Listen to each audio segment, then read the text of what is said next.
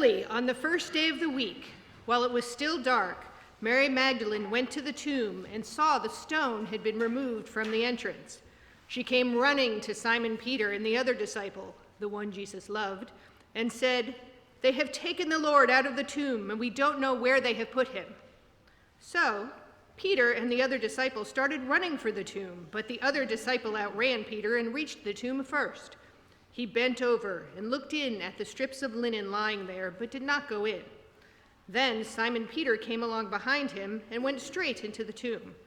He saw the strips of linen lying there, as well as the cloth that had been wrapped around Jesus' head. Finally, the other disciple also entered. He saw and believed. They still did understand that Jesus had to rise from the dead. Then the disciples returned to where they were staying.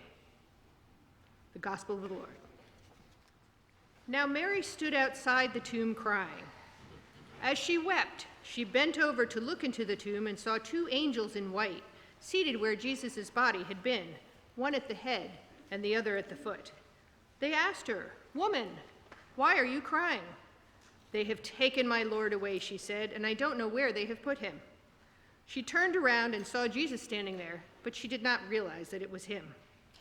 He asked her, "Woman, why are you crying? Who is it you are looking for?" Thinking he was the gardener, she said, "Sir, if you have carried him away, tell me where you have put him, and I will get him." Jesus looked at her and said, "Mary." She turned toward him and cried out in Aramaic, "Rabboni," which means teacher. Jesus said, "Do not hold on to me, for I have not yet ascended to the Father. Go instead to my brothers and tell them, I am ascending to my Father and your Father, to my God and your God." Mary Magdalene went to the disciples with the news, "I have seen the Lord." And she told them of the things he said to her. Gospel of the Lord.